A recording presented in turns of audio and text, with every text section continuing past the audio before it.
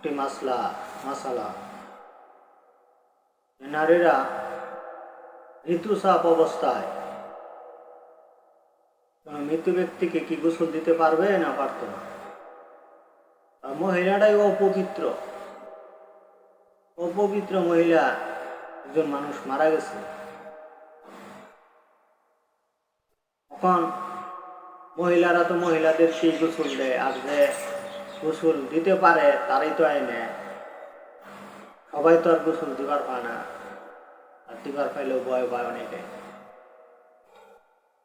এটা অত্যন্ত মহিলাদের জানার দরকার যে সে ওই মুহূর্তে গোসল দিবার পাবো না পাইতো না, একটা প্যারাশানের ভিতরে পড়ে যাবো। কারণ তারা এরও মারাই ধরছে, হয়তো বা মারার আগে অনেকে কয়ে থর যে আমি যদি মারা যাই অমুকরে দিয়া আমারে দেওয়াই। ওই মহিলাটা ওই সময় নাফাক অবস্থা হয়েছে, ঋতুচাপ অবস্থায় হয়েছে, এখন সে কি করবে, যাবো না যাইতো না, গেলে কি হয়, না গেলে কি হয়। এটা একটা ঘটনা আছে, একজন মহিলা, উনি আগের জমানায় তো এরকম ছিল যে সবাই গোসল দিতে পারতেন না, এত বেশি একটা জানতেন না। এক মহিলা খুব পারদর্শ ছিল, গোসল অনেক মহিলাদের দিছেন। ওনার কাছে আসছে এরকম যে আম্মা তো মারা গেছে, মেয়েরা আসছে যে আম্মার একটু গোসলটা করাই দেওয়া যায়, কিন্তু ওই সময় মহিলা ঋতুস্রাব অবস্থায় আছে। মহিলা বলতেছে ডাইরেক্ট না করবো না, যে যাইতাম না, আবার কইতে পারছি না যে যাবো। আমি একটু খালি সময় নিই, যে আমি পরে আসতেছি, যে তোমরা যাও, আমি একটু হুজুরের কাছে। মাদ্রাসার মধ্যে আসছে, আইসা হুজুর যারা যারা ছাত্র পড়ায় এদেরকে বলছে, হুজুর আমি একটা মাসলা জানার জন্য আসছিলাম, এই অবস্থা যে আমার তো মাসিক চলতেছে, একটা মৃত ব্যক্তির গোসল দেওয়ান লাগে, দেবার নমুনা পাইতাম। হুজুররা বলেন যে এটা তো আমরা জানি না, আমাদের মুফতি সাহেব আছে তার কাছে। মুফতি সাহেব হুজুর তো উনি ব্যস্ত, উনি জামালের মধ্যে কাজকর্ম করতেছে, কিতাব কিতাব লইয়া ঘাটাঘাটি করতেছে। ওনার কাছে যাওয়া যায়, মহিলা বলছে যে হুজুর আমি তো এরকম একটা মাসলা জানার জন্য আসছি। হ্যাঁ বলো, যে এরকম আমার তো মাসিক চলতেছে, এখন আমি এই অবস্থায়, একজন মানুষ মহিলা মারা গেছে, তার গোসল দেওয়ার জন্য বলছে, দিতে পারবো না।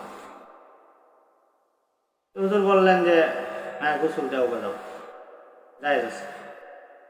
মহিলা খুশি হইলেন, হুজুরে বলছে অসুবিধা নাই, ভালো।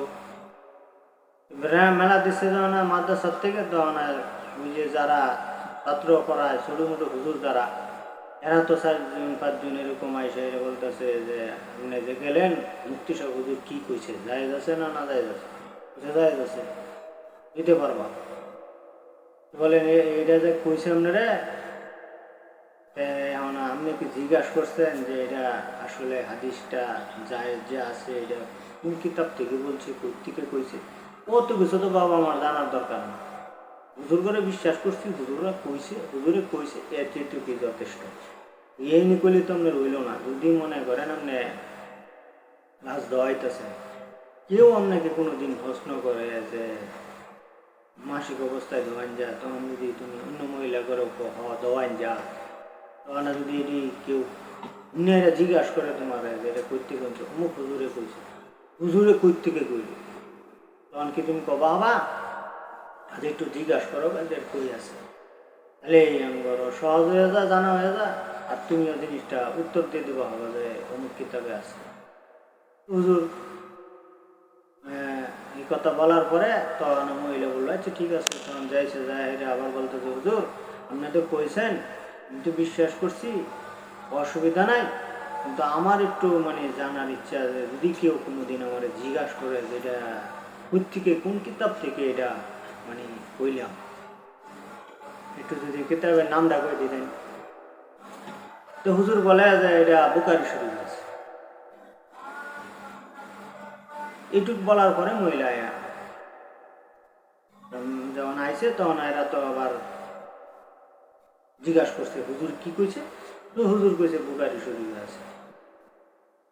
বাস এরা জাহেরে মাদ্রাসার ভিতরে বুখারী শরীফ খুললে তারা প্রথম থেকে শেষ পর্যন্ত মনোযোগ দিয়ে পড়তেছে কোন জায়গায় লেখা আছে এরকম মাসিক চলাকালীন মহিলা মৃত ব্যক্তিকে গোসল দিতে পারবে, এরকম আছে নাকি দেখি, আমরা তো এই বন্ধ চোখে পড়ে নাই। তারা 4-5 জন হুজুরে এরকম বুখারী শরীফ দেখতে দেখতে দেখতে দেখতে পেরেশান হয়ে গেছে, সম্পূর্ণ পড়া শেষ, দেখা শেষ, এরকম তারা পায় না। তারা মিললে পরামর্শ করতেছে হুজুরের কাছে একটু যাই জিজ্ঞাসা করি, হুজুরে যে কইল বুখারী শরীফে আছে, আমরা তো পাইলাম না।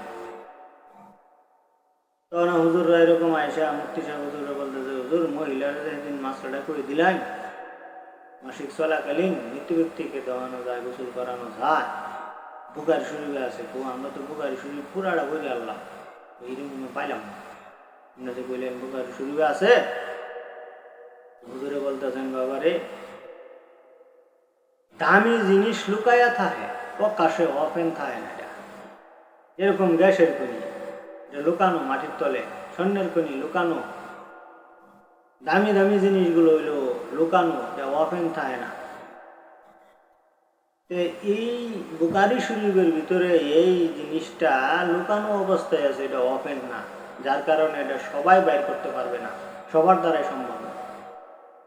কিছু এলেম এরকম আছে যা ইনডাইরেক্ট দেওয়া, ডাইরেক্ট দেওয়া না, এটা এলেম খাড়াইয়া, এলেমের দ্বারায় মেধা শক্তি খাড়াইয়া, জ্ঞান খাড়াইয়া, আকল খাড়াইয়া, আল্লাহ প্রদত্ত সাহায্যের দ্বারা ওটা বাইর করবো লাগে, ওটা এমনি হয় না। হুজুর বলতেছেন হ্যাঁ আছে, কিন্তু এটা ডাইরেক্ট না, ইনডাইরেক্ট, তোমরা বাইর করতে পারবে না, তবে আমি এটা বর্ণনা দিলে তোমরা বুঝতে পারবে হ্যাঁ থেকে আমি দিলাম। হুজুর বলতেছেন বুখারী শরীফের ভিতরে আছে আল্লাহ রসুল জনাবে মুহাম্মদ রাসূলুল্লাহ সাল্লাল্লাহু সাল্লাম উনি মসজিদের ভিতরে ইত্তেকা অবস্থায় ছিলেন, তখন আমাদের আম্মা জান মা আয়েশা রাদিয়াল্লাহু তাআলা আনহা উনি মাসিক চলাকালীন ঋতুচক অবস্থায় উনি রাসূলের